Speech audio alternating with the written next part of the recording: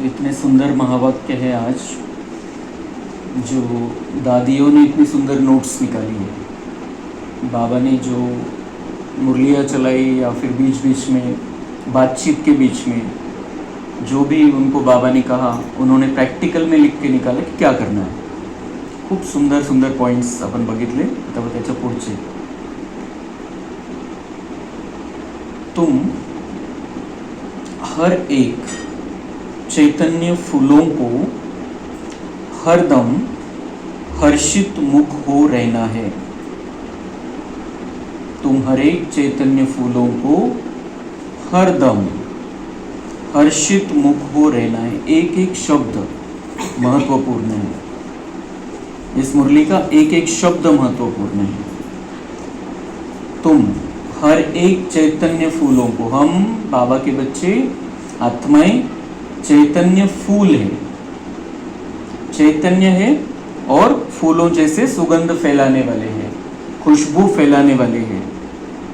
तो हरदम हर्षित मुख हो रहना है। हरदम, हर परिस्थिति में, चाहे कोई भी परिस्थिति आ जाए, कैसी भी परिस्थिति आ जाए, हर्षित मुख होकर रहना है। क्योंकि हम जानते हैं ड्रामा कल्याणकारी है। ड्रामा में जो कुछ भी है 5000 वर्ष पहले हुआ है वही रिपीट होता है, उसको कोई कुछ नहीं कर सकता है। तो फिर अपनी स्थिति क्यों बिगाड़ना है? अगर ड्रामा में जो है वही होना है तो अपनी स्थिति क्यों बिगाड़नी है?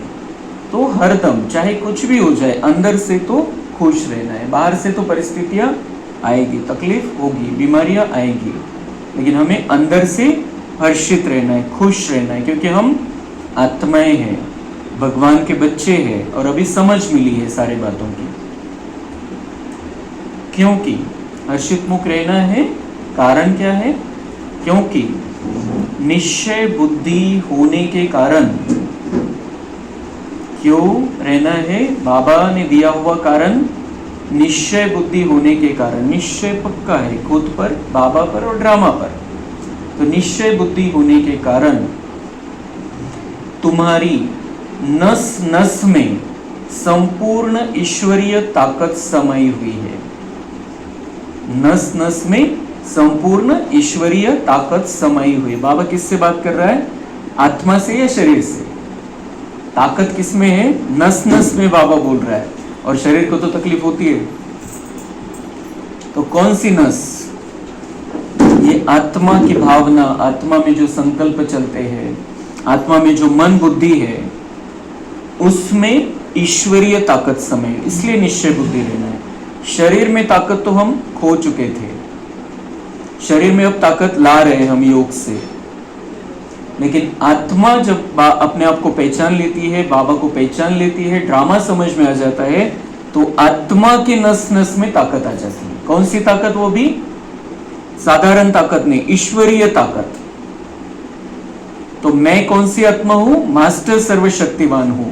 तर त्याच्यामध्ये हे अजून एक ऍड करायचं आहे की ही जी शक्ती आहे माझ्यामध्ये, मी शक्तिशाली आहे, ईश्वराची संतान आहे म्हणून मी शक्तिशाली आहे, पण माझ्यामध्ये स्वतःमध्येच ईश्वरीय शक्ती आहे। कोणामध्ये?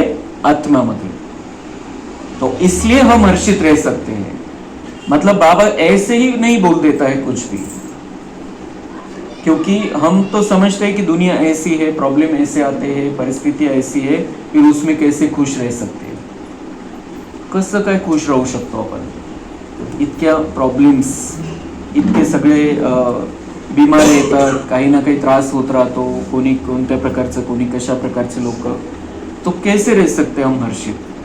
तो ऊपर से तो वो परिस्थितियां है, लेकिन बाबा कह रहे हैं कि निश्चय बुद्धि होने के कारण आप में जो निश्चय बैठा है पक्का, भगवान पर निश्चय, खुद पर निश्चय और ड्रामा पर निश्चय, और इस कारण से फिर तुम्हारे नस नस में, आत्मा के नस नस में ईश्वरीय ताकत समाई हुई है।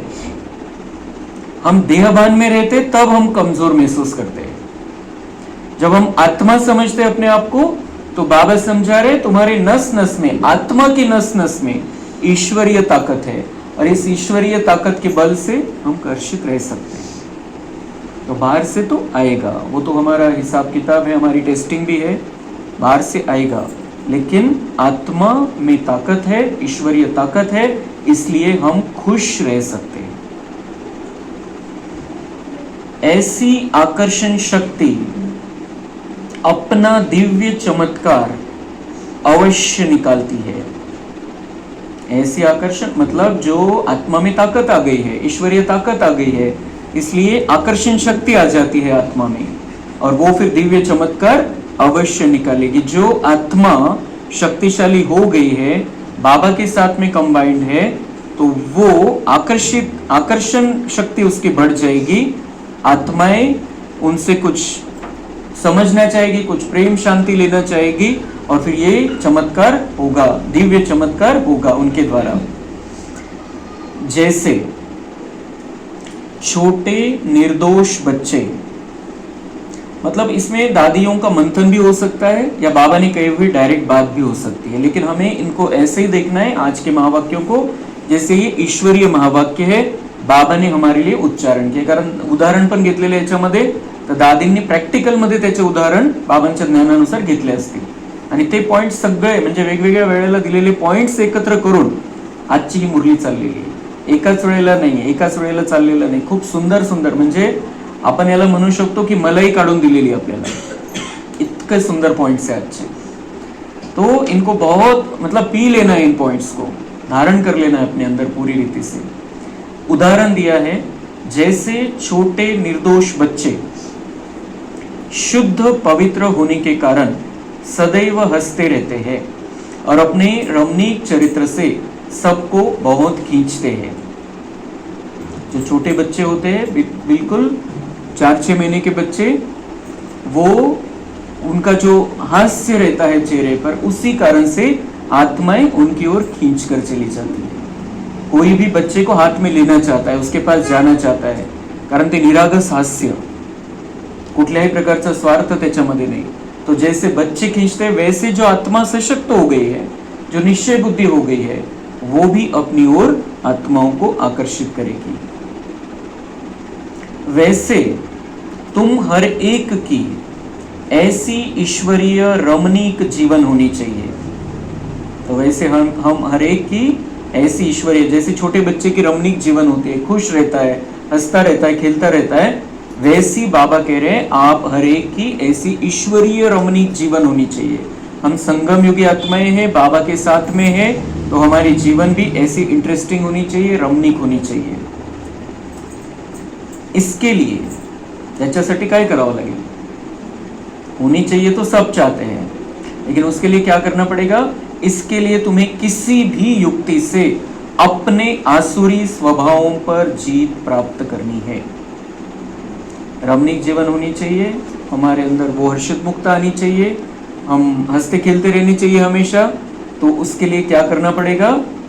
किसी भी युक्ति से अपने आसुरी स्वभाव पर जीत प्राप्त करने। अपने आसुरी स्वभाव, ये राक्षस बैठे अंदर, काम क्रोध लोभ मोह अहंकार, उनका बड़ा रूप या छोटा रूप, कैसे भी करके इस आसुरी स्वभाव पर जीत पानी है। इन राक्षसों को अपने अंदर बैठने नहीं देना है, तो फिर हम मीठे बन जाएंगे और फिर आकर्षण होगा हमारे ओर। जैसे ब्रह्मा बाबा की ओर सभी आत्माएं खींच कर आती थी, दादी में जैसा आकर्षण था, बाबा कह रहे हैं वैसा आपको बनना है, इतना मीठा बनना है, जो अगर हमसे कोई जुड़ता है तो हम उनको बाबा से जोड़ देते हैं। तो जब कोई को देखो कि यह क्रोध विकार के वश होकर मेरे सामने आता है, तो उनके सामने ज्ञान रूप हो बचपन की मीठी रीति से मुस्कुराते रहो, तो वह खुद शांत चित्त हो जाएगा, अर्थात विस्मृति स्वरूप से स्मृति में आ जाएगा। भले उनको पता न भी पड़े, लेकिन सूक्ष्म रीति से उनके ऊपर जीत पाकर मालिक बन जाना, यही मालिक और बालकपन की सर्वोच्च शिरोमणि विधि है। कितनी सुंदर बात बताई कि अगर कोई हमारे सामने क्रोध विकार के वश आता है, उनके सामने ज्ञान रूप होकर बचपन की मीठी रीती से मुस्कुराते रहो। आता समजा कोणी क्रोधामध्ये आपल्याकडे आलं, रागवतोय तो, आणि आपण त्याच्यावरती हसतोय, तर काय होईल, आगीत पेट्रोल टाकल्यासारखं होईल, तो अजूनच चिडेल अपन जर हंसायला लागलो तर. तो इसमें क्या बताया, कोई भी तुम्हारे सामने अगर क्रोध विकार के वश आता है तो उनके सामने ज्ञान रूप हो, बचपन की मीठी रीति से मुस्कुराते रहो. छोटा कोणी क्रोध करतोय आणि छोटा बच्चा हसतोय तर त्याला काही वाटेल का समोरच्याला, त्याला उलट तोच हसायला लागेल. आणि आपण मोठं होऊन अहंकारामध्ये त्याच्या समोर हसतोय तर तो अजूनच चिडेल. तो कितना सुंदर विधि है, अगर कोई क्रोध में है तो हमें बिल्कुल छोटे बच्चे जैसा बन जाना है. वो क्या करने आया है, अपना मालिकपणा दिखाने आया है. मैं मालिक हूं, तू छोटा आहे. कोणी क्रोध करतोय कोणावरती, याचा अर्थ तो काय सांगायचा प्रयत्न करतोय, मी मोठा आहे, तू छोटा है. अब इसमें हमको क्या करना है, हमको बड़ा बन जाना है, मालिक बन जाना है. लेकिन कैसे, बालक बन के. तो आपल्यावरती मालकी गाजवतोय, त्यावेळेला आपण काय करायचं, बालकाचं रूप घेऊन टाकायचं, छोटे बच्चे जैसा, मीठी रीति से और ज्ञान युक्त होकर कि मैं इसके अंदर अभी भूत की प्रविष्टता है, ये अज्ञान के वश है, परवश है, बेचारा कमजोर है, ये ज्ञान बुद्धि में रखना है. फिर मीठा बच्चे जैसा अंदर ही अंदर ऐसे मुस्कुराना है, चेहरे पे मुस्कान आ जाए. चेहरा आपला उदासीवाला, निराशेवाला किंवा क्रोधवाला किंवा खूप आपण त्याच्यावरती हसतोय असं नाही दिसलं पाहिजे, पण जसं छोटं बाळ तसं बनून जायचंय. परिणाम काय होईल की तो त्याच्यावरती असा प्रभाव होईल कि तो पुन्हा त्याच्या नॉर्मल स्थितीमध्ये येऊन जाईल, खुद शांत चित्त हो जाएगा. वो भूल गया है कि ओरिजिनल में शांत स्वरूप हूं. लेकिन जब वो बच्चे के रूप में हमको देखेगा, बच्चे की निरागसता हमारे अंदर देखेगा, तो उसको ये याद आ जाएगा कि मुझे भी तो शांति चाहिए. तो वो शांत हो जाएगा. मतलब क्या हो गया, वो मालिक बनने के लिए आया था लेकिन कैसा बन गया, छोटा. और कैसे बनाया हमने उसको छोटा, हम बालक बन गए. बालक बन गया उसके सामने, फिर उसका जो संस्कार आया था उसको हमने भस्म कर दिया बालक बन के, वो छोटा बन गया, हम बड़े बन गए. बड़ा बनने वो आया था लेकिन हम बड़े बन गए. कैसे बन गए, छोटा बन के बड़े बन गए. कितना सुंदर है ये, कितना सुंदर ज्ञान है, प्रैक्टिकल ज्ञान. ये शास्त्रों की बातें सुन के ये ज्ञान कहां से मिलेगा हमको. अभी हम 1-2 मिनिट के लिए देखेंगे, एक थोडंसं बघू आपण प्रॅक्टिकल, की कोणी आपल्याला माहित असेल, कोणी क्रोध करणारा व्यक्ती आपल्या समोर आलेला आहे. आपण चित्र बघायचंय की आपल्या समोर तो आलेला आहे, आपल्याला माहिती तो खूप रागवतो, आपल्यावरती क्रोध करतो किंवा कधीतरी क्रोध केलेला आहे त्यांनी, त्या रूपामध्ये खूप भयंकर क्रोध केलाय आणि आपण त्याच्या समोर आहे. आणि आपण आता जसं बाबांनी सांगितलं तसं आपण छोटा बच्चा बनून त्याचा सामना करायचा आहे. बिलकुल मी छोटा बच्च्यासारखं झालो, मला कळतंय की त्याच्यावरती त्या क्रोधरूपी राक्षसाचा असर आहे, बिचारा कमजोर आहे म्हणून रागवतोय. मी आता छोटा बच्चा आहे, मी त्याला सकाश देतोय, बाबांकडून शांती घेऊन मी त्याला देतोय. माझं आतल्या आत मी आनंदामध्ये, तो माझ्यावरती क्रोध करतोय पण माझ्यावरती काही परिणाम नाही त्याचा, मी आनंदामध्ये, मी बिलकुल छोटा बच्चा आहे, मला काहीच फरक पडत नाही तो का बरं रागवतोय माझ्यावरती आणि कशा प्रकारे रागवतोय. मी छोटा बच्चा आहे. बिलकुल असं गोड आपण त्याच्याकडे बघून असं हसायचं चित्र बघायचं स्वतःचं आणि बघायचं किती चांगलं वाटतं. आणि हळूहळू आपल्याला ते दिसेल की त्याच्यामध्ये पण परिवर्तन होतंय. आपल्याला असं बघून, छोटे बाळासारखं बघून, तो देखना है 2 मिनट के लिए, हमारे सामने जो भी है क्रोध करने वाला उसको लेकर आना है. 1-2 मिनट के अपना अपना करना है प्रयोग.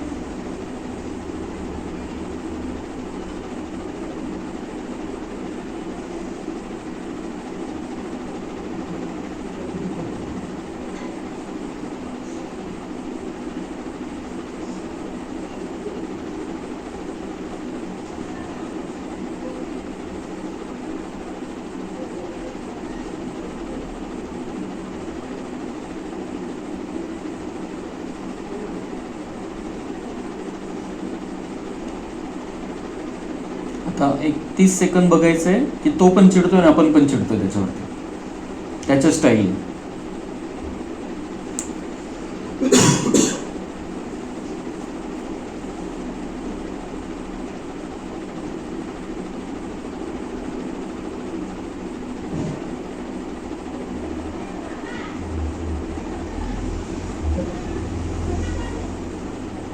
आता इतकी गोड बनण्याची प्रॅक्टिस केल्यावर चिडता पण आलं नसेल कोणाला. आता परत एक 30 सेकंद परत थोडंसं गोड स्वरूप आपलं बघून घ्यायचं.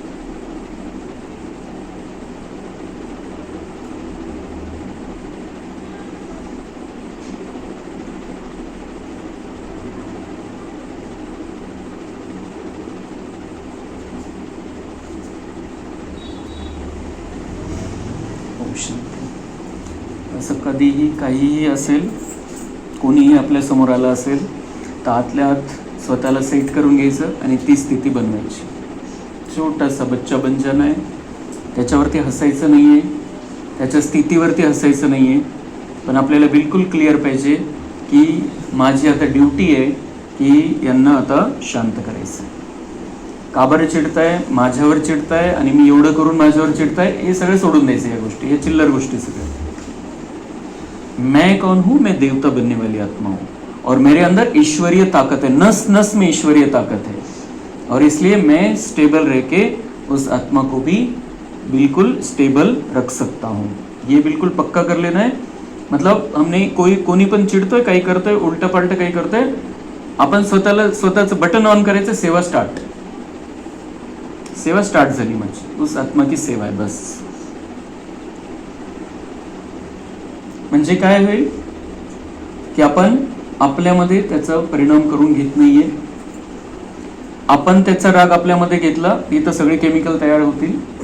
कॉर्टिसॉल नावाचं रसायन तयार होतं त्याच्यामध्ये आणि सगळ्या पार्टमध्ये पोहोचतं विष. आपण जर या स्थितीमध्ये आलोय, एक तर त्याचं कल्याण करतोय आणि आपलं स्वतःचं कल्याण करतोय. आत्मिक ताकद पण वाया जाणार नाही आणि शरीरामध्ये पण ताकद भरून जाईल, कारण चांगले केमिकल निघतील. तो तसं करतोय आणि आपण इतक्या उच्च लेवलवरती. तो भल उनको पता न भी पडे, त्याला समजणार नाही की तो हारलाय आणि आपण जिंकलोय. पता न भी पड़े लेकिन सूक्ष्म रीति से उनके ऊपर जीत पाकर मालिक बन जाना, यही मालिक और बालकपन की सर्वोच्च शिरोमणि विधि है. बाबा अलग अलग तरीके से हमको ये बात बताता है, मालिकपन और बालकपन, लेकिन आज ये बहुत सुंदर बात बाबा ने बताई कि इस तरीके का ये मालिकपन और बालकपन चाहिए हमको. वो तो खजाने के मालिक है हम. सतयुग में भी बहुत सारे माल रहेगा हमारे पास, बहुत खजाने के, बहुत जमीन रहेगी, बहुत कुछ रहेगा हमारे पास, लेकिन ये मालिकपन, ये ईश्वरीय ताकत वाला मालिकपन हमको दिखाना है अभी. ईश्वर जैसे संपूर्ण ज्ञान रूप है, वैसे फिर संपूर्ण प्रेम रूप भी है. ईश्वर में दोनों ही क्वालिटीज समाई हुई है, परंतु फर्स्ट ज्ञान, सेकंड प्रेम. बाबा ज्ञान रूप भी है और प्रेम रूप भी है, लेकिन बाबा में पहले क्या है? ज्ञान. बाबा ऐसे सिर्फ हमारे ऊपर प्रेम नहीं करता है, वो ज्ञान का सागर है. पहले तो हमको आकर ज्ञान देता है और फिर हमको उसका प्रेम का अनुभव होता है. तो बाबा का पहला रूप है ज्ञान. मतलब हमें भी बाबा से प्यार करना है तो ज्ञान चाहिए पहले. बिना प्यार के हम, बिना ज्ञान के हम प्यार कर भी नहीं सकते. बनना है ना?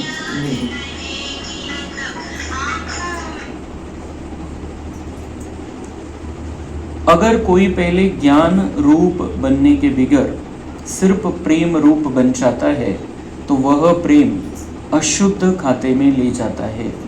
इसलिए प्रेम को मर्ज कर पहले ज्ञान रूप बन भिन्न भिन्न रूपों में आई हुई माया पर जीत पाकर पीछे प्रेम रूप बनना है. तो इस ज्ञान में भी हम जब आते हैं, इस रास्ते पर चलते हैं, तो हमें पहले ज्ञान चाहिए. ऐसे हम बाबा से प्रेम नहीं कर. भक्तीमध्ये तर आंधळच प्रेम आहे. मग ईश्वर कोण आहे तेच माहिती नाही आणि ईश्वरावर प्रेम करता है.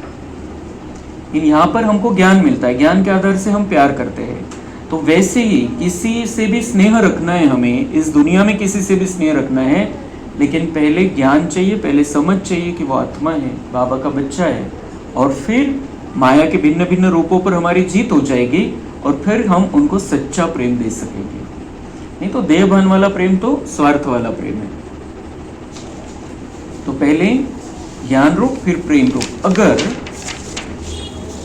ज्ञान बिगर प्रेम में आए तो कहाँ विचलित भी हो जाएंगे. विचलित हो जाएंगे। ज्ञान बिना प्रेम में आए तो विचलित हो जाएंगे। दुनिया में भी वैसा हो सकता है, इस जीवन में भी, ईश्वरीय जीवन में भी वैसा हो सकता है। लेकिन ये जो बाबा के साथ बिना ज्ञान के अगर हम कनेक्शन जोड़ते तो कितना दिन टिकेगा वो? ज्ञान ही नहीं तो प्यार कितना दिन टिकेगा? समझ ही नहीं है, बाबा कौन है यही समझ में नहीं आया तो प्यार कितना टिकेगा? इसलिए ज्ञान के आधार से प्यार करना है। जैसे अगर कोई ज्ञान रूप बनने के बिगर ध्यान में जाते हैं तो कई बार माया में फंस जाते हैं। इसलिए बाबा कहते हैं, बच्चे ये ध्यान भी एक सूत की जंजीर है, परंतु ज्ञान रूप बन पीछे ध्यान में जाने से अति मौज का अनुभव होता है। तो पहले हे ज्ञान, पीछे हे ध्यान. म्हणजे कोणाला जर ट्रान्समध्ये जायचं आहे, कोणाला जर साक्षात्कार व्हायला लागले आणि त्याला ज्ञानच नाही तर त्याचा उपयोग काय? त्या साक्षात्काराचा उपयोग काय? किंवा मग आता संदेशी पण कोणी कोणी संदेशी, आता आपण बघतो की गुलजार दादी पण संदेशी होत्या. आता आपण बघतो की आपल्या ज्या मुख्य आहेत ब्रह्माकुमारीच्या मोहिनी दीदी, त्या पण संदेशी आहे. पण काय क्वालिटी त्यांच्यामध्ये? त्या ध्यानामध्ये जातात पण ज्ञान किती आहे त्यांच्यामध्ये? बाकी जे संदेश आहेत त्यांचे आहे एक आपली एक वेगळी लेवल आहे प्रत्येकाची, प्रत्येकाचा पार्ट वेगळा आहे. पण या ज्या दोन आत्मा आहे विशेष, दादी गुलजार आणि दीदी मोहिनी दीदी आताच्या जे चीफ आहे आपल्या, तर इतकी क्वालिटी आहे, ज्ञान इतकं हाय लेवलचं आहे त्यांच्यामध्ये. आणि त्यामुळे त्या ध्यानामध्ये जर जात आहे तर दोन्ही साध्य होत आहे त्याच्यातून.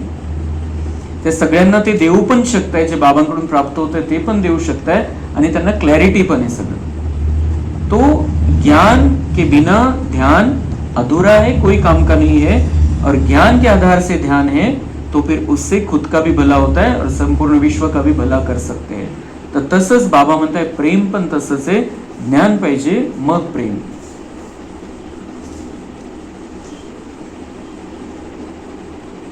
तो बच्चों, पहले ज्ञान रूप बन फिर प्रेम इमर्ज करना है. ज्ञान बिगर सिर्फ प्रेम इस पुरुषार्थी जीवन में विघ्न डालता है. ज्ञान बिगर सिर्फ प्रेम रहेगा. हमें आपस में प्रेम रखना है. आज सवेरे भी हमने देखा, आपस में प्रेम रखना है, आपस में स्नेह रखना है, ये बहुत अच्छा है. यहाँ पर ब्राह्मण परिवार में एक दूसरे को सहयोग देना बहुत जरूरी है. ये आंतरिक प्रेम है. अगर हम किसी को उठाते हैं, किसी को अगर हम पीछे पड़ा है उसको हम आगे बढ़ाते हैं, उसकी मुश्किलों को आसान करते हैं, तो ये जरूरी है, ये आंतरिक प्रेम है. लेकिन पहले चाहिए ज्ञान. ये आत्मा है, मैं आत्मा हूँ, बाबा के बच्चे हैं हम, और हमें परम धाम जाना है, फिर सतयुग में आना है. ये सारी ज्ञान की बातें, समझ की बातें बुद्धि में है. उस आधार से स्नेह होगा तो शरीर का भान उसमें कुछ भी नहीं रहेगा. और आत्मा को जो चाहिए वो दे सकती है और आत्मा ले भी सकती है. साक्षीपन की अवस्था अति मीठी, रमणीक और सुंदर है. आता दुसरा म्हणजे वेगवेगळे पॉइंट्स आहे वेगवेगळ्या पॅराग्राफ मध्ये. साक्षीपन की अवस्था अति मीठी, रमणीक और सुंदर है. इस अवस्था पर ही आगे की जीवन का सारा मदार है. साक्षीपन, बिलकुल त्याला इंग्लिश मध्ये म्हणतात डिटॅच्ड ऑब्झर्वर, की त्याच्यामध्ये न अटकता ती गोष्ट जशी आहे तशी तिला बघायची, त्याच्यामध्ये प्रश्न न निर्माण करता. तो साक्षीपन की अवस्था, ये अवस्था कैसी है? मीठी है, रमणीक है, सुंदर है. इस अवस्था पर ही आगे की जीवन का सारा मदार है. जितना हम साक्षी होते जाएंगे उतना हमारा आगे का जीवन, यहाँ का भी और आगे आने वाली दुनिया में भी बहुत सुंदर जीवन हमारा रहेगा.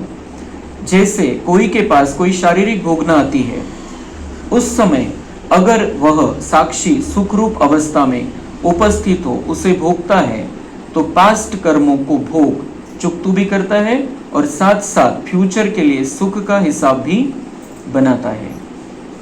तो अगर कोई साक्षी है, किसी के पास अगर कोई शारीरिक रूप में भोगना आती है, कोई भोगना आती है शारीरिक रूप से, कोई बीमारी आती है, कोई तकलीफ आती है, तो उस समय वो सुखरूप अवस्था, साक्षी अवस्था, सुखरूप अवस्था में उपस्थित हो, उसे भोगता है, तो पास्ट कर्मों को भोग चुकतू भी करता है और साथ साथ फ्यूचर के लिए सुख का हिसाब भी बनाता है.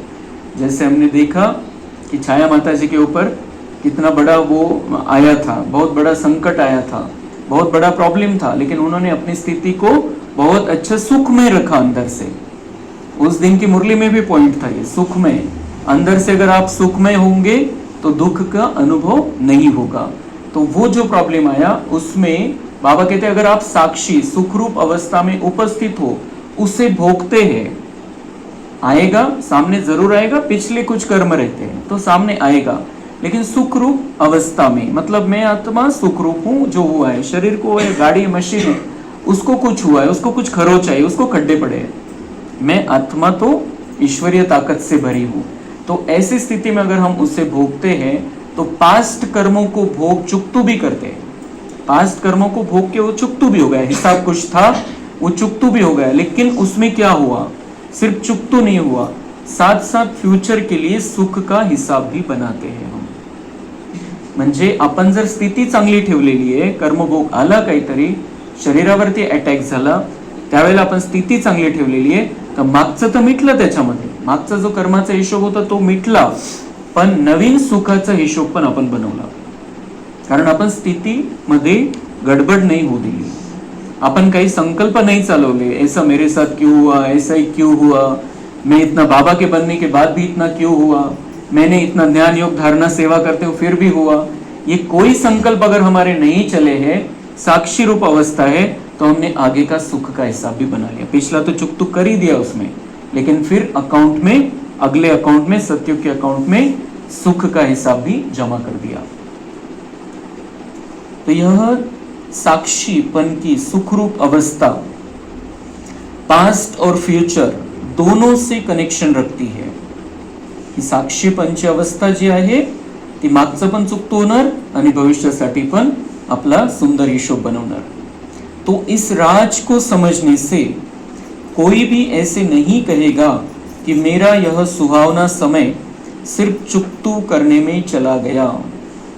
ये राज अगर हम समझेंगे, कितनी बड़ी बात बताइए, ये रहस्य है, बहुत बड़ा रहस्य। उस समय हमने हमारी स्थिती कैसे रखी, म्हणजे असं नाही होणार मनामध्ये की माझं तर ते चुकतू करण्यामध्येच वेळ निघून गेला, लेकिन हमने कमाई भी जमा की उस समय, क्योंकि हमने स्थिति को हलचल में नहीं आने दिया, बहुत स्थिर रहे, बहुत स्टेबल रहे। तो हमने मतलब सिर्फ चुकतू करने में टाइम वेस्ट नहीं गया कि बस आला होता हिशोब आणि त्याच्यामध्ये गेले 15 दिवस, ऐसा नहीं, हमने उसमें सुख का हिसाब भी अपना बना लिया। तो नहीं, यह सुहावना पुरुषार्थ का समय है जिस समय दोनों कार्य संपूर्ण रीति सिद्ध होते हैं। ऐसे दोनों कार्य को सिद्ध करने वाला तीव्र पुरुषार्थी ही अति इंद्रिय सुख व आनंद के अनुभव में रहता है। तो ये दोनों कार्य, जिसको ये समझ में आ रहा है कि मैं ये तो चुकतू कर रहा हूं, वो भी प्लस है, चुकतू कर रहा हूं, हिसाब सामने आ गया, धर्मराजपुरी में हिसाब निकलने वाला था, उससे अच्छा अभी आ गया, तो ठीक है, उसकी भी खुशी है। और दूसरी खुशी ये है कि मैं स्टेबल हूं, मैं स्थिर हूं, तो मेरा और भी जमा का खाता बढ़ रहा है। तो बाबा कह रहे वो कैसा रहेगा फिर, जिसको ये दोनों बातें पता है, दोनों में प्लस है, हम माइनस किसी में भी नहीं है। क्योंकि धर्मराजपुरी में तो ऐसा अनुभव होगा कढ़ाई में तल रहे हमको, कुछ भी होगा अलग अलग तरीके से, तो यहाँ तो कुछ भी नहीं है वो हिसाब से। तो बाबा कह रहे जिसको ये पता है पिछला चुकतू आगे का भी जमा कर सकते रहे हम, इस ये परिस्थिति में अटके हैं, तो बाबा कह रहे हैं कि उसमें अतीन्द्रिय सुख और अनुभव आनंद का बहुत सुंदर रहता है ऐसे समय पर। तो वो करना चाहिए, हमें सीखना है। अब आगे भी ऐसा भी कोई भी प्रॉब्लम किसी के साथ भी हो सकता है, किसी भी प्रकार का प्रॉब्लम आ सकता है, क्योंकि हम अंत में आकर पहुंचे हैं।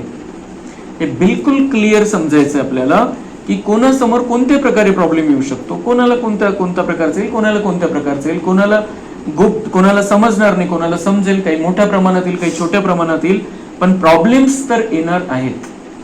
तर त्याच्यामध्ये हे दोन हिशोब लक्षात ठेवायचे आपण, की मागचं चुकतो होणार आहे, पुढच्यासाठी पण आपण जर स्टेबल राहिलो, बाबांच्या आठवणीमध्ये राहिलो, त्याच्यामध्ये पण आपण सेवा करतोय, तर मग आपलं पुढचं साठी अकाउंट पण आपलं प्लस होत आहे, त्याच्यामध्ये जमा करतोय आपण। तो हम खुश रहेंगे, कोई भी तकलीफ, कोई भी भोगना आ जाए हमारे सामने, हम डिस्टर्ब नहीं होंगे कि मेरे साथ ऐसा क्यों हो रहा है मेरे साथ, भगवान साथ में रहने के बाद भी, क्योंकि भगवान ये चाहता है मैं हूं तब तुम्हारा हिसाब चुकतू हो जाए, धर्मराज के सामने फिर मेरा जज का रूप हो जाएगा और फिर हिसाब ही होगा।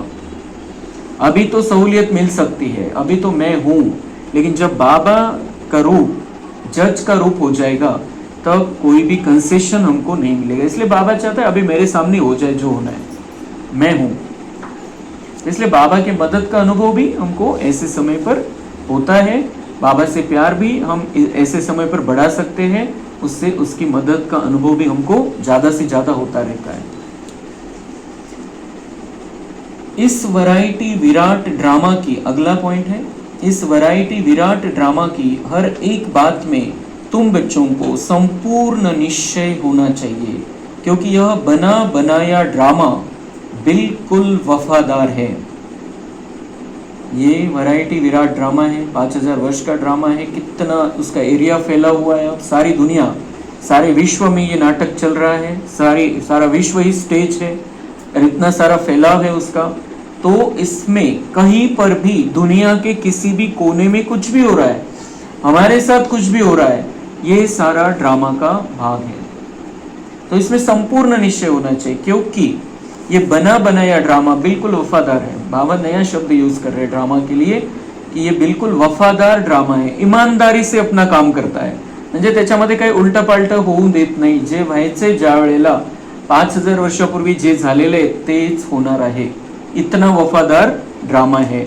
हम लास्ट के एपिसोड में, इसलिए हमको लगता है हमारे साथ ऐसा गलत क्यों हो रहा है, आपल्याला माहिती नाही कोणता हिशोब, कसा हिशोब आपण करून ठेवलेला आहे, कोणत्या कोणत्या प्रकारचं काय काय करून ठेवलेलं आहे, पता नहीं है हमको। अभी इतनी सुंदर बात है, हमारे साथ में बाबा है, ये कभी नहीं भूलना है हमको। क्या करके आए हैं, ठीक है, जो भी करके आए हैं, लेकिन अब बाबा साथ में है, निकलने दो हिसाब। तो इसलिए ड्रामा वफादार है, बाबा को ड्रामा पसंद है, हमको भी ड्रामा पसंद है, चाहे कुछ भी हो जाए।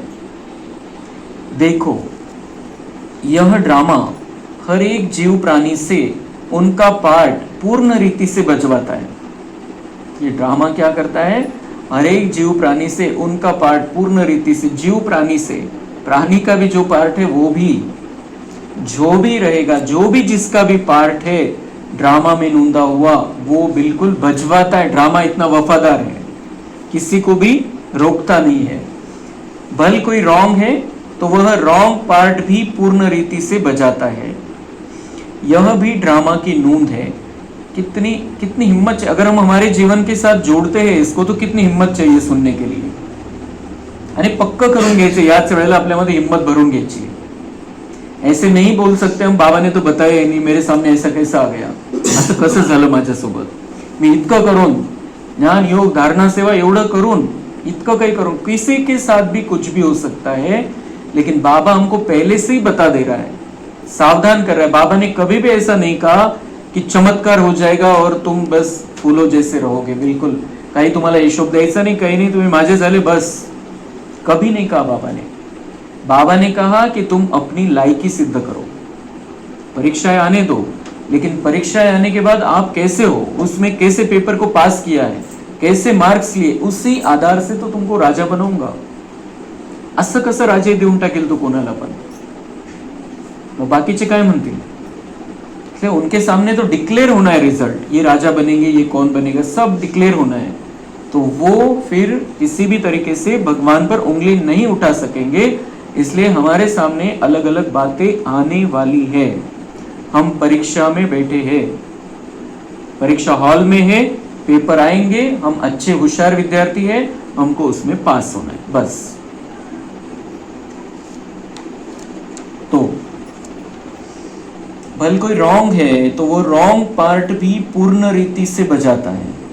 यह भी ड्रामा की नोंद है, कारण ते रिपीटच व्हायचं आहे, तर तसंच तसं रिपीट होणारच है। जब रॉन्ग और राइट दोनों ही प्लान में नोंदे हुए हैं, तो फिर कोई बात में संशय उठाना यह ज्ञान नहीं है। हम ड्रामा, ये जो ड्रामा है चल रहा है उसमें है हम, ड्रामा की हर सीन जैसे की वैसे रिपीट, आता एकदा थोडी झालेली आहे, कितीतरी वेळा, अनगिनत वेळा, म्हणजे लाखो वेळा, करोडो वेळा हा ड्रामा रिपीट झालेला आहे। तीच कॅसेट आहे, तीच रिपीट होतीये, पण याच्यामध्ये मजा ही आहे की पुढच्या सेकंदाचं आपल्याला माहिती नाही। आता हा सेकंद झाला, आपण म्हणू शकतो ड्राम्यामध्ये होतं त्यानुसार झालं, बस आपले संकल्प स्टॉप। किती सुंदर ज्ञान बाबांनी दिलेलं आहे, त्याच्या मागे जाऊच नका, क्यों हुआ कैसे हुआ, लेकिन अपने मन को इसलिए हम स्टेबल कर सकते हैं कि हमने 5000 साल के इस नाटक में जो सीन मेरे सामने अब भी आ रही है, हर बार पास किया है उसको, और मैं पास हुआ हूं, हर बार मैं उसमें पास हुआ हूं। इसलिए संगम युग में मैं आ गया, दुनिया कलयुग में है, संगम युग में मैं आ गया, मैं बाबा के पास बैठा हूं, बाबा के महावाक्य में सुन रहा हूं। इसका मतलब पिछले कल्प में मैंने सारी परीक्षाएं पास की है, इसलिए संगम युग में आने का टिकट भी मुझे मिल गया था उसी समय, इसलिए मैं आया हूं। मतलब हम सफलता मूर्त आत्माएं हैं, विजयी आत्माएं हैं, ये पक्का बुद्धि में रखना है। परीक्षाएं आने दो, लेकिन हम उसमें जरूर पास होने वाले हैं, और पास हुए थे, इसलिए इस कल्प में बाबा के पास आए हैं। याच्यात प्रश्नच नाहीये काहीच, आपल्याला थोडासा एक हिम्मत ठेवावी लागेल फक्त। तो मतलब हमें जो परीक्षा आने वाली है उसके लिए डरना नहीं है, लेकिन इस बात की खुशी होनी चाहिए कि मैं पास होने वाली आत्मा हूं, और मैं पास होके बहुत बड़ा भाग्य बनाने वाली हूं। तो परीक्षाएं, पेपर तो देने पड़ेंगे। अच्छे विद्यार्थी जो होते हैं वो पेपर के लिए तो तैयार रहते हैं हमेशा, कि कब पेपर आए और कब मैं अपनी स्टडी को दिखाऊं कि कितनी मैंने स्टडी की है। तो ऐसा, इस तरीके का हमें अपना जीवन को बहुत हिम्मत वाला जीवन बनाना है, खुशी भरा जीवन बनाना है। ये मौजों वाला जीवन है संगम युग का, खुशी। तो इसलिए तो ज्ञान की जरूरत रहती है, ज्ञान को बहुत अच्छी रीति से समझना है। जो भी बाबा मुरली में समझाता है बहुत अच्छी रीति से समझना है, तो फिर जो भी परीक्षाएं सामने आएगी हम पास हो जाएंगे उसमें। तो हर एक एक्टर अपना अपना पार्ट बजा रहा है, याच्यामध्ये सगळं आलं, काही संकल्प नाही चालवायची। हर एक एक्टर अपना अपना पार्ट बजा रहा है। जैसे बायोस्कोप में अनेक भिन्न भिन्न नाम रूपधारी एक्टर्स अपनी अपनी एक्टिंग करते हैं, तो उनको देख किसी से नफरत आवे और किससे हर्षित होवे, ऐसा नहीं होता है। पता है कि यह एक खेल है जिसमें हर एक को अपना अपना गुड या बैड पार्ट मिला हुआ है। वैसे ही इस अनादि बने हुए बायोस्कोप को भी साक्षी हो, एक रस अवस्था से हर्षित मुख हो देखते रहना है। तो बाबा कहते जसं तुम्ही नाटक बघता, जसं पिक्चर बघता, त्याच्यामध्ये कोणाला हिरोचा रोल मिळालेला आहे, कोणाला विलनचा रोल मिळालेला आहे, पण तुम्ही असं त्याच्यावरती तुम्हाला राग नाहीये की असं कसं करतोय, हा असं कसं करतोय, हा खलनायक जो आहे असं कसं करतोय, त्या हिरोला असं का बरं मारतोय, किंवा काय करतोय, हा का बरं उलट पालट करतोय, काहीच संकल्प नाही चालत। का बरं? कारण आपल्याला माहिती आहे की हिरो जिंकणार आहे आणि खलनायकचा तो रोल आहे, त्याच्याशिवाय हिरोची हिरोगिरी कशी सिद्ध होईल? तो खलनायक नहीं तो हा हिरो कसला मग? तो इसलिए ये बिल्कुल हर एक का पार्ट, अगर अंधेरा ही नहीं होता तो रोशनी की क्या वैल्यू रहती थी दुनिया में। इसलिए ये जरूरी है, ये भी जरूरी है। आपण मजा खूप घेतलेली आहे सत्युग त्रेतामध्ये, कोणी विलन नव्हता तिथं। नंतर थोडं आपला पण विलनचा पार्ट सुरू झाला, थोडा बाकीच्यांचा पण सुरू झाला। तर आपल्या सोबत बाकीच्यांचा आपण बघतो की या दुनियेमध्ये आपण कोणासाठी हिरो आहे, कोणासाठी विलन पण आहे। दुसरे कोणी आपण बघतो की सगळ्यांसोबत कोणती व्यक्ती चांगली वागते, माझ्यासोबत चांगली नाही वागत, तो वो मेरे लिए विलन है, लेकिन ऐसे हीरो है। तो इसलिए हर एक का अपना अपना पार्ट है, अपने अपनी हिसाब किताब बने हुए हैं। तो इसलिए इसमें हर एक के पार्ट को बहुत अच्छी रीति से देखना है, कोई नफरत नहीं आनी चाहिए। उलट आपल्याला असं वाटलं पाहिजे की हा त्याचा पार्ट किती चांगला बजावतोय। आता रावणाचा रोल ज्यांनी केला त्याची किती तारीफ व्हायची, अरविंद त्रिवेदी जो रामायण मध्ये रावणाचा रोल केला होता, काय सुंदर ऍक्टिंग होती त्याची। तो कोणी त्याला शिव्या थोडी देत होतो, त्याची ऍक्टिंगची तारीफच झाली सगळीकडे। तो ऐसे ही कोई भी हमारे सामने, क्योंकि नाटक है सब, कोई भी हमारे सामने कोई रोल प्ले कर रहा है, कितना भी गलत कर रहा है, तो हमें उसको और तालियां बजानी चाहिए उसके लिए कि बहुत अच्छा आपने पार्ट बचाया अपना। म्हणजे आपण तर स्थिर राहू, त्याच्या पार्ट मध्ये आपण घुसणार तर नाही, याने असं करायला पाहिजे तसं करायला पाहिजे, आणि परेशान होतो मग आपण। तो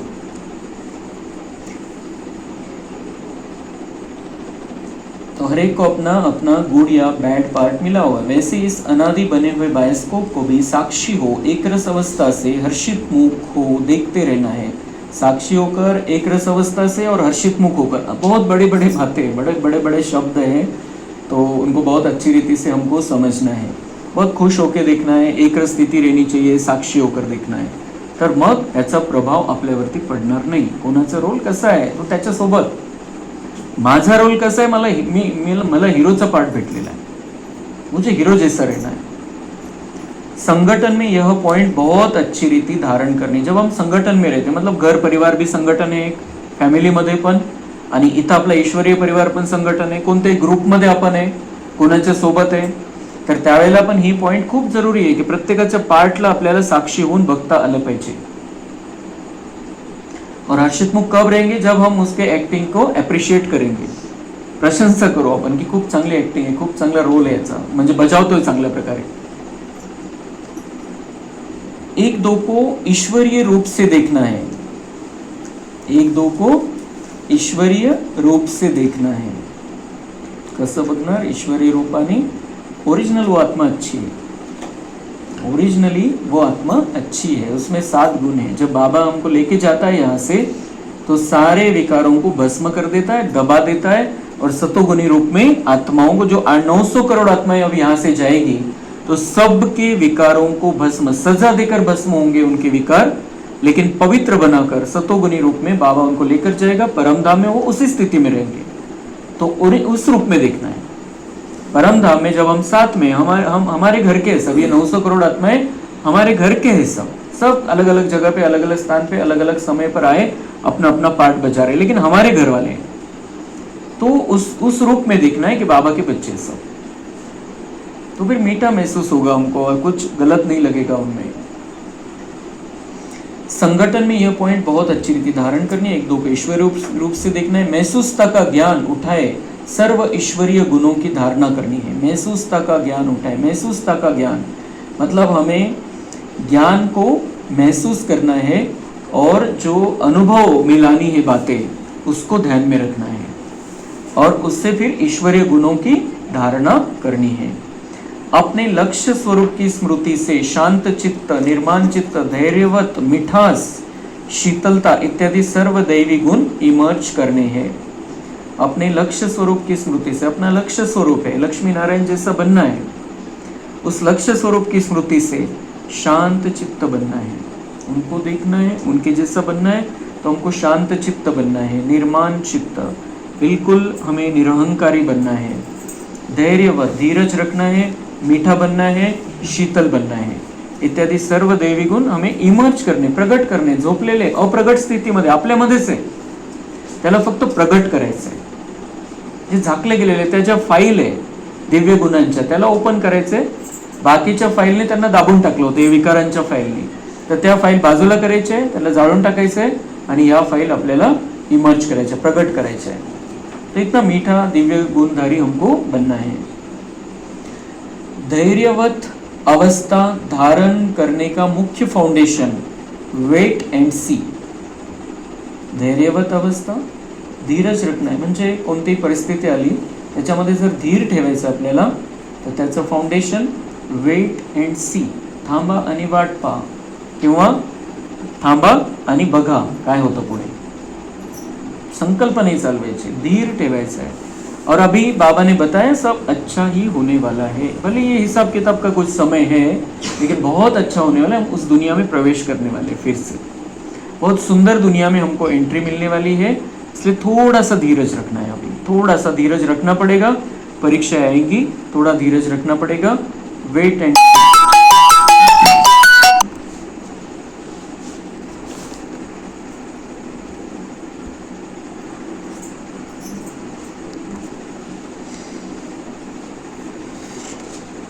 हे मेरे प्रिय बच्चों.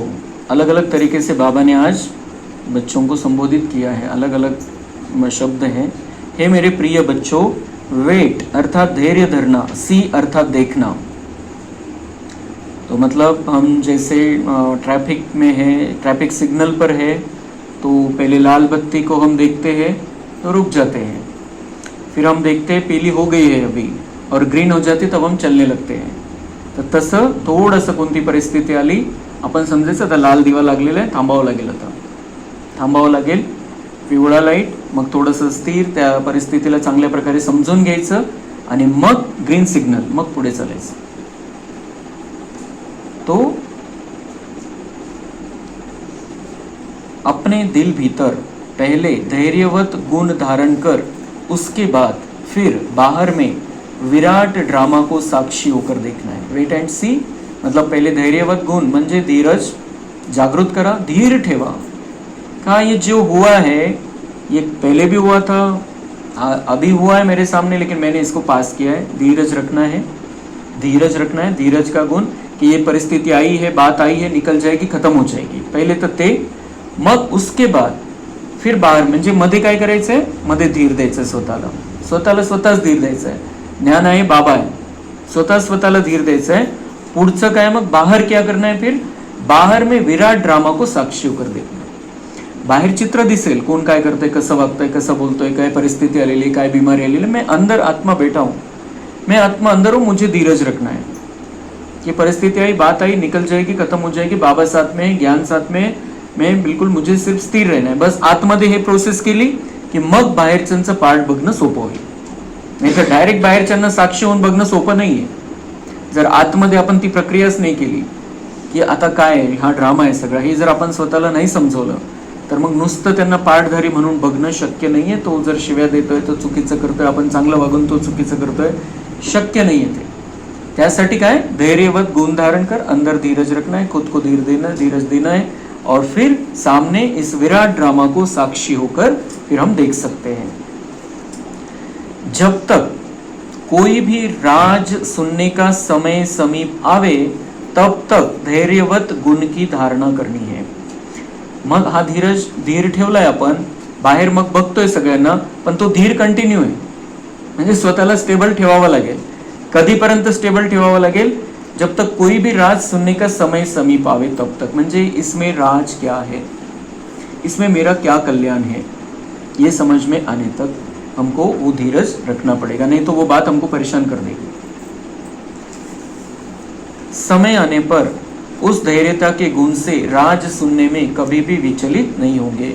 इसलिए हे पुरुषार्थी प्राणों, जरा ठहरो और आगे बढ़कर राज देखते चलो. रहस्य नंतर कळेल, आता कल्याण आहे असं समजा, धीर ठेवा, नंतर तुम्हाला त्याच्यातलं रहस्य कळेल. ये पुरुषार्थी प्राणों, बाबा कह रहे हैं कि आप मेरे बच्चे आत्माएं, पुरुषार्थी प्राणों, जरा ठहरो और आगे बढ़कर राज को देख. जरा ठहरो, ठहर जाओ, स्थिर रखो अपने आप को, आगे चल के तुमको रहस्य पता चलेगा उसमें का. इस ही धैर्यवत अवस्था से सारा कर्तव्य संपूर्ण रीति से सिद्ध होता है. इस ही धैर्यवत अवस्था से सारा कर्तव्य संपूर्ण रीति से सिद्ध होता है. यह गुण निश्चय से बांधा हुआ है. ऐसे निश्चय बुद्धि साक्षी दृष्टा हो, हर खेल को हर्षित चेहरे से देखते आंतरिक धैर्यवत और अडोल चित्त रहते हैं. यही ज्ञान की परिपक्व अवस्था है. धैर्यवत अवस्था सगळ्यात महत्वाची आहे. जे काही आपल्याला कर्तव्य करायचे, जे पुढे जायचे, जे भाग्य बनवायचे, तर हा जो धीर आहे, जो आपण स्वतःला देतो आणि बाबा आपल्याला देतोय आणि परिस्थितीच्या वेळेला आपण स्वतःला देतो, तर हीच आपल्याला पुढे घेऊन जाणारी सगळ्यात महत्वाची गोष्ट आहे. आपण अधीर झालो, हलचलमध्ये आलो, तर आपण कसं पुढे जाणार, तिथंच अटकून पडू आपण. तोच ब्लॉकेज निर्माण करेल आपल्यामध्ये, पुढे जाणार नाही, पुरुषार्थ वाढणार नाही. तो आगे की सारी सिद्धि का यही है कि आपको धीरज रखना पड़ेगा. तो ये गुण निश्चय से बांधा हुआ है. धीरज किससे बांधा हुआ है, निश्चय.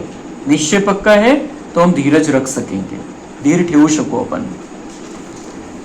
और जो निश्चय बुद्धि साक्षी दृष्टा होकर हर खेल को हर्षित चेहरे से देखते हैं, आंतरिक धैर्यवत और अडोल चित्त रहते हैं, यही ज्ञान की परिपक्व अवस्था है. निश्चय बुद्धि है, साक्षी दृष्टा होकर खेल को हर्षित चेहरे से, खेल बाबा कह रहा है अभी, ड्रामा को, खेल को हम हर्षित चेहरे से देख सकते हैं.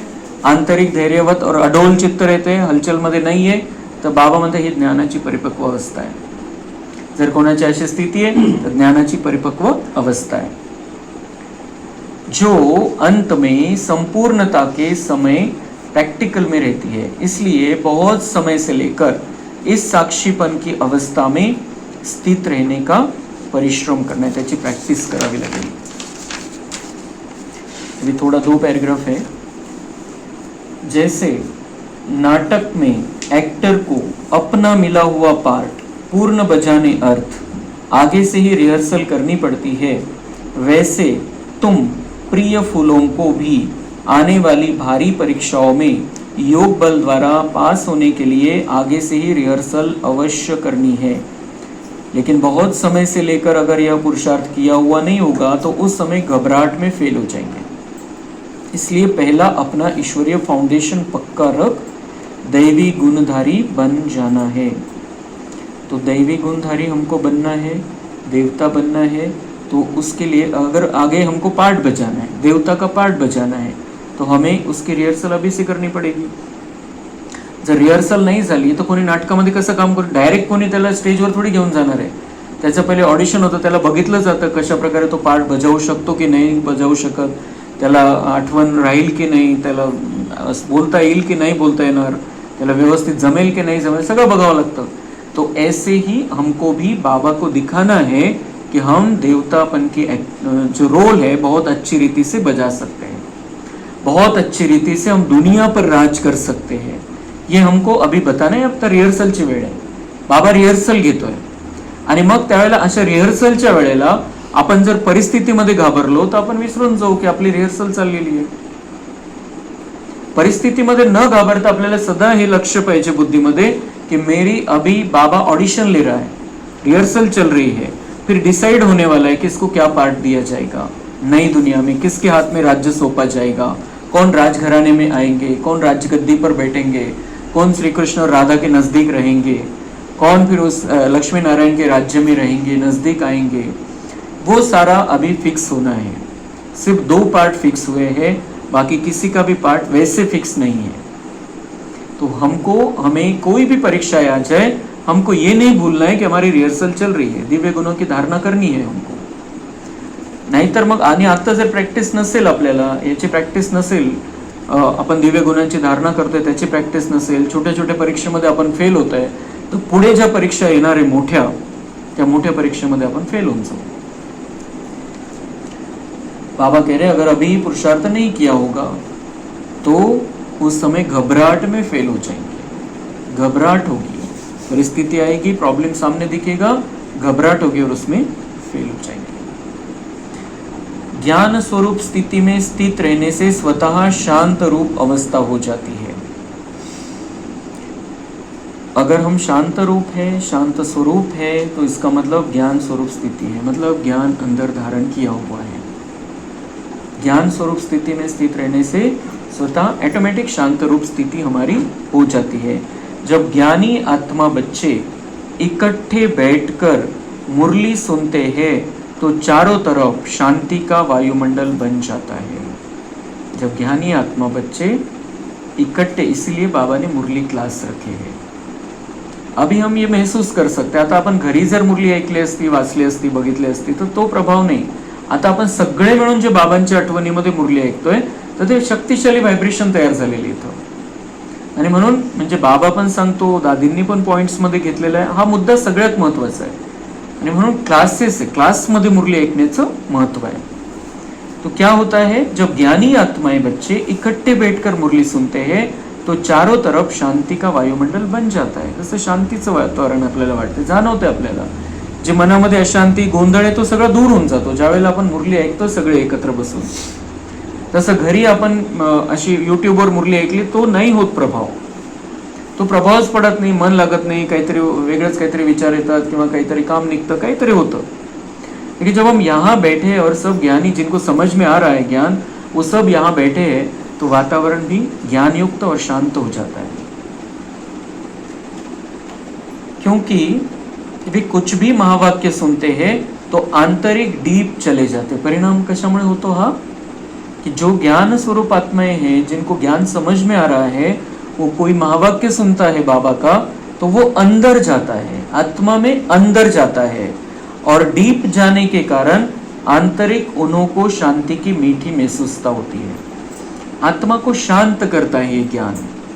सबसे पहला अगर कुछ फायदा है मुरली सुनने का, आगे के बहुत बड़े बड़े फायदे हैं, लेकिन सबसे बड़ा अगर फायदा है आत्मा को शांति मिलती है। जितना हम बाबा के प्यार में निश्चय से मुरली सुनते हैं उतना ये ज्ञान अंदर डीप जाता है, खोलवर जाता आत्मा मध्ये।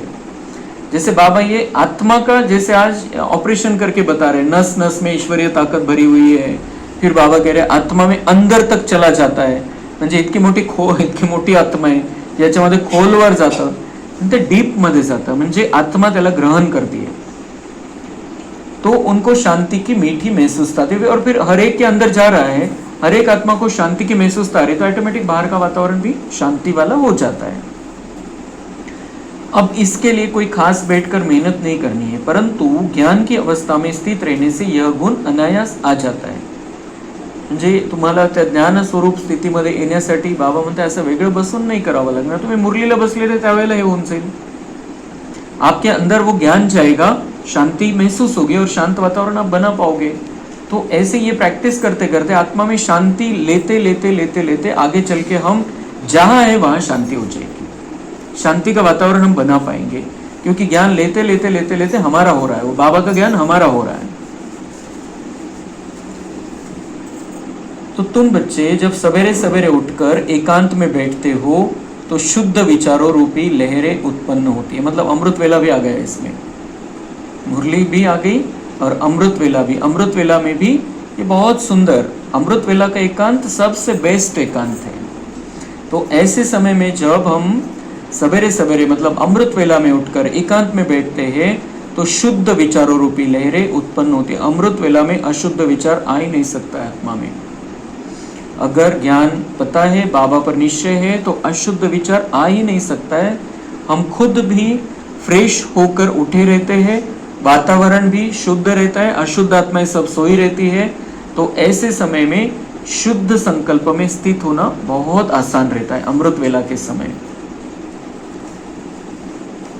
तो उस समय बहुत उपराम अवस्था होनी चाहिए। फिर अपने निज शुद्ध संकल्प में स्थित होने से अन्य सब संकल्प आपे ही शांत हो जाएंगे और मन अमन हो जाएगा।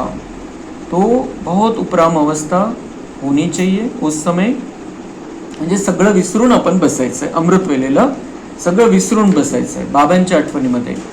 मग त्यावेळेला आपण आपल्या स्वतः शुद्ध संकल्पामध्ये स्थित होऊ तर सगळे बाकीचे संकल्प शांत होऊन जातील। निज संकल्प में मतलब मैं आत्मा कैसी हूँ, मेरे साथ में बाबा है, यही संकल्प उस समय होने चाहिए। तो फिर बाकी सारे संकल्प जो व्यर्थ संकल्प आते हैं, कमजोरी के संकल्प आते हैं, विकारों के संकल्प आते हैं, हिसाब किताब के संकल्प आते हैं, सब खत्म हो जाएंगे। उस समय शुद्ध संकल्पों में हमको बैठना है, बाबा की याद में, बहुत प्यार में, क्योंकि और फिर मन अमन हो जाएगा। म्हणजे मन त्याच्यामध्ये बिल्कुल आपण जे आपल्याला पाहिजे तेवढे संकल्प राहतील, बाकीचे नहीं राहणार, उसको कहेंगे मन अमन हो जाता है। क्योंकि मन को वश करने अर्थ भी कोई ताकत तो अवश्य चाहिए, इसलिए पहले अपने लक्ष्य स्वरूप के शुद्ध संकल्प को धारण करो। लक्ष्य क्या है? मुझे लक्ष्मी नारायण जैसा बनना है और सतोगुनी आत्मा बनना है। सतोगुनी आत्मा ही लक्ष्मी नारायण बनेगी, उस लेवल पर हम पहुंचेंगे। तो उसको पहले लक्ष्य स्वरूप में अगर हम धारण करेंगे तो फिर हम मन को वश कर सकेंगे, मतलब मन को जिधर चाहे उधर लगा सकेंगे, जो संकल्प करना चाहे वो कर सकेंगे। आणि ही प्रॅक्टिस ज्यावेळेला अमृत वेळेला करतोय, मुरलीच्या वेळेला होती, तर मग दिवसभरामध्ये बिलकुल इझी होऊन जाईल आपल्याला, कोणी आपली परीक्षा घ्यायलाही आपण स्थिर राहू शकू। जब आंतरिक बुद्धि योग कायदे प्रमाण होगा तो तुम्हारी यह निरसंकल्प अवस्था स्वतः हो जाएगी। आंतरिक बुद्धि योग कायदे प्रमाण, बाबा से हम जुड़े हैं आत्मा समझकर, बाबा को जैसा है वैसा पहचाना है और फिर बाबा से कनेक्ट हुए हैं, तो फिर बाबा कह रहे हैं आपकी निरसंकल्प अवस्था ऑटोमॅटिक हो जाएगी। म्हणजे जे संकल्प पाहिजे, जो संकल्प आपल्याला करायचा तोच करू आपण, बाकीचे संकल्प येणार नाही, मध्ये इंटरफेयर करणार नहीं, उसको कहेंगे निरसंकल्प। हम निरसंकल्प वैसे नहीं हो सकते हैं कि आत्मा ने विचार करना ही बंद कर दिया, ये मन ने विचार करना ही बंद कर दिया, ये नहीं हो सकता है। निरसंकल्प अवस्था का अर्थ है कि हमने एक संकल्प लिया, मैं शांत स्वरूप आत्मा हूं, तो वही चले। 1 मिनट के लिए हमने ठहरा है, 1 मिनट के लिए मुझे यही सोचना है, तो वही चलेगा, उसको कहेंगे निरसंकल्प। दूसरे संकल्प आ नहीं रहे, ऐसी स्थिति हमको बनाना सहज। आणि हे जेव्हा आपल्यामध्ये ही जेव्हा ताकद येईल आपल्यामध्ये एका संकल्पामध्ये टिकण्याची, किंवा जो आपण ठरवलेला तेवढाच विचार करायची, तर जे हे ओव्हर थिंकिंगचा रोग झालेला दुनियावाल्यांना, की एका मिनिटामध्ये 50 विचार येतात, 100 विचार येतात, तर ते सगळं बंद होऊन जाईल। और ये बहुत सुंदर प्रैक्टिस है जो सोमान की प्रैक्टिस बाबा हमको सिखाता है, उसमें अगर हम स्थित रहेंगे तो फिर ये बिल्कुल दुनिया में जो प्रॉब्लम आ रहे हैं, हमको घर में जो प्रॉब्लम आ रहे हैं, उनसे हमको मुक्ति मिल जाएगी, क्योंकि विचार चलने बंद हो जाएंगे, एक्स्ट्रा वाले विचार चलने बंद हो जाएंगे और हम बिल्कुल स्टेबल रहेंगे, स्थिर रहेंगे, खुश रह सकेंगे, बाबा से जुड़कर अपना भाग्य बना सकेंगे। इसलिए ये संकल्पों पर नियंत्रण बहुत बहुत जरूरी है। अच्छा, मीठे मीठे ज्ञान गुलजारी, ज्ञान सितारों प्रति याद प्यार, गुड मॉर्निंग, गुड नाइट और नमस्ते। हम रूहानी बच्चों की रूहानी बाप दादा को याद प्यार, गुड नाइट, नमस्ते